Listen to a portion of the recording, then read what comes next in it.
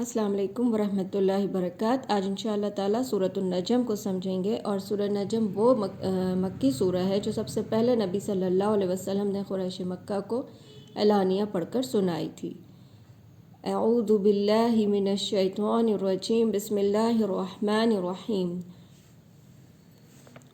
ربنا زدنا علما رب اشرح لی صدری ویسر لی امری واحلل عقدۃ من لسانی یفقہوا قولی۔ والنجم اذا ہوا، واو جو ہے یہ قسمیہ ہے، اور کیسے قسمیہ ہے کہ واو اپنے آگے والے ناؤن کو، یعنی کہ یہ کیسے ناؤن ہے، یہ ناؤن اس لیے ہے کیونکہ الف لام لگا ہوا ہے۔ الف لام ہو یا دو زبر دو زیر دو پیش ہوں گے تو وہ ناؤن ہوتا ہے۔ تو واو اپنے آگے والے ناؤن کو واو نے یہاں پہ زیر دی ہے، کسرہ دے رکھی ہے، اس وجہ سے ہی قسمیہ ہے۔ واو تین طرح کا ہوتا ہے، واو حالیہ، واو قسمیہ اور واو عطف۔ عطف یعنی اور کا معنی دیتا ہے، حالیہ یعنی حال کا معنی دیتا ہے۔ تو یہاں قسم ہے ستاروں کی، اذا ہوا جب وہ ڈوبنے لگتے ہیں، یعنی کہ اس سے اسکالرس نے کسی نے کہا کہ اس سے مطلب زہرہ ستارہ ہے، کسی نے کہا ثریا ستارہ ہے، یعنی کہ ان کی روشنی جو ہے وہ دن کی روشنی پھیل جاتی ہے، اور ستارے جو ہوتے ہیں وہ اندھیرا میں دن میں غائب ہو جاتے ہیں۔ اذا ہوا جب کہ وہ ڈوبنے لگتے ہیں۔ ما ضل صاحبکم وما غوی، ما ضل نہ بھٹکے، صاحبکم تمہارا ساتھی، وما غوی اور نہ ہی بے راہ چلے۔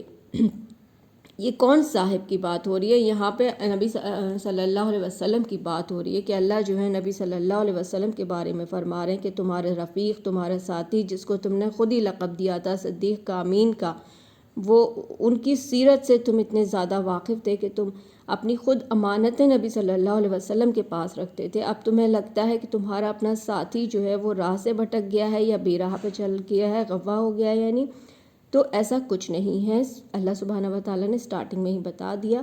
آگے رب العزت فرماتے ہیں وما ینطق عن الہویٰ، وما اور نہیں، ینطق کہ وہ کہتا، عن الہویٰ کچھ بھی، عن الہویٰ یعنی کہ نبی صلی اللہ علیہ وسلم جو ہے اپنی خواہش سے کچھ بھی نہیں کہتے۔ ہوا یعنی خواہش ہے، تو اپنی خواہش سے رسول اللہ صلی اللہ علیہ وسلم کچھ بھی نہیں کہتے۔ ان ہوا الا وحی یوحیٰ، وہ تو صرف وہ کہتے ہیں جو وحی کی جاتی ہے، یوحیٰ جو نازل کی جاتی ہے پروفٹ صلی اللہ علیہ وسلم پر۔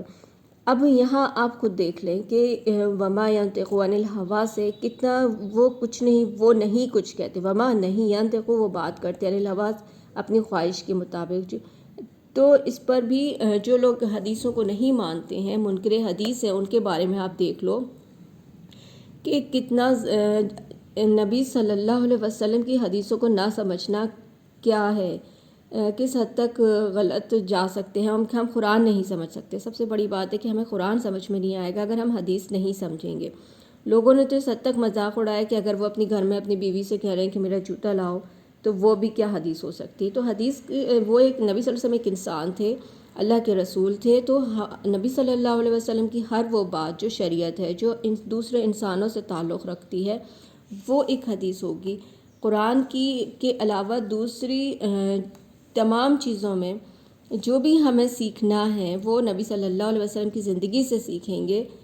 نبی صلی اللہ علیہ وسلم اللہ کے رسول ہونے کے ساتھ ساتھ کتاب اللہ کے معلم تھے، مفسر تھے، شارح تھے۔ نبی صلی اللہ علیہ وسلم کو نہیں ہم کو قرآن کی تفسیر دی، ہم کو قرآن کی تشریح دی ہے۔ اس طرح آپ صلی اللہ علیہ وسلم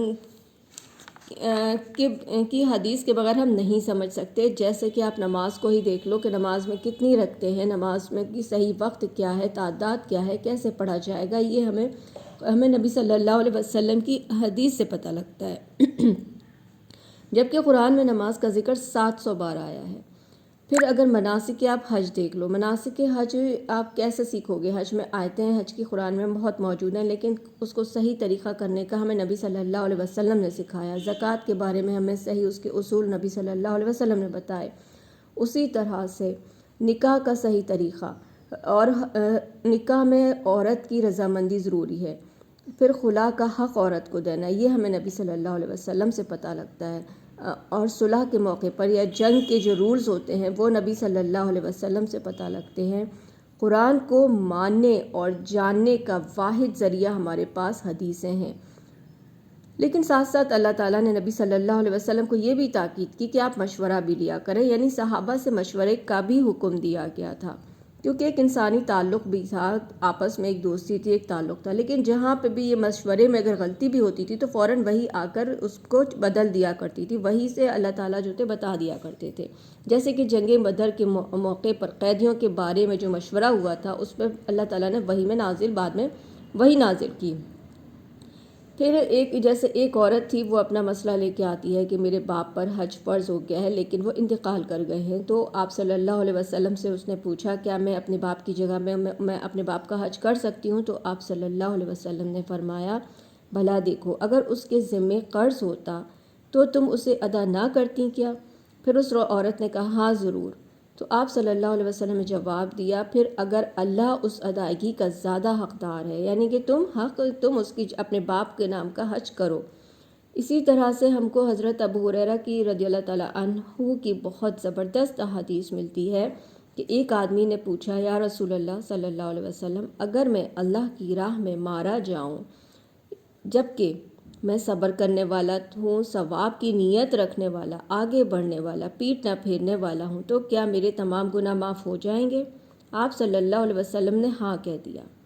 وہ شخص چلا گیا اور پھر آپ صلی اللہ علیہ وسلم نے پھر اس کو آواز دی اور بلایا اور اس سے کہا مگر قرض معاف نہ ہوگا، قرض معاف نہ ہوگا۔ پھر ساتھ میں یہ بھی بتا دیا کہ جبریل نے ابھی مجھے اس طرح سے بتایا ہے۔ تو اس طرح اللہ رب العزت جو تھے نبی صلی اللہ علیہ وسلم کو ہر چیز واچ کر رہے ہوتے تھے کہ اگر نبی نے اس انسان کو جنت کی بشارت بھلے ہی دے دی لیکن اگر وہ قرض دار ہے تو اس کا قرض معاف نہیں ہوگا۔ یہ کتاب میں یہ صحیح مسلم کی حدیث ہے۔ تو یہ ساری چیزیں ہوتی ہیں جو ہمیں نبی صلی اللہ علیہ وسلم کی حدیث کے بغیر ہم نہیں سیکھ سکتے۔ ٹھیک ہے، اگر آپ اپنے روزمرہ کے کھانے پینے کا بھی سوچتے ہو کہ گوشت کھاتے تو کیا اگر نبی صلی اللہ علیہ وسلم گوشت کھاتے تھے ہم گوشت کھائیں یا دال یا سبزی، تو اسلام سکھاتا ہے کہ حلال کھاؤ اور پاکیزہ کھاؤ۔ اس چیز میں یہ اسلام نے کھانے کے معاملے میں بھی ہمیں ہمیں باندھ دیا کہ ہمیں حلال ہی کھانا ہے اور پاکیزہ ہی کھانا ہے، باقی جو کھانا ہے وہ آزاد ہیں اس میں ہم۔ پھر ہمیں اس حدیث سے طریقہ ملتا ہے کھانے کا، بسم اللہ پڑھ کے کھائیں، سیدھے ہاتھ سے کھائیں، اپنے آگے سے کھائیں، برتن کو صاف کریں، کھانے کے شروع میں دعا پڑھیں، کھانے کے بعد میں دعا پڑھیں۔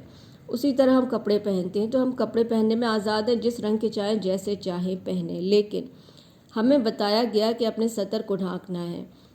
سطر چاہے مرد ہو عورت ہو، دونوں کو اپنے سطر کے لیے ڈھانکنا ہے۔ پھر عورتوں کے لباس مردوں کی طرح نہ ہو، مردوں کے لباس عورتوں کی طرح نہ ہو، جسم بہت زیادہ ٹائٹ کپڑے نہ ہوں، اس پر ایسے کپڑے نہ ہوں جس سے آپ کا جسم دکھے، اور اپنے گھر والوں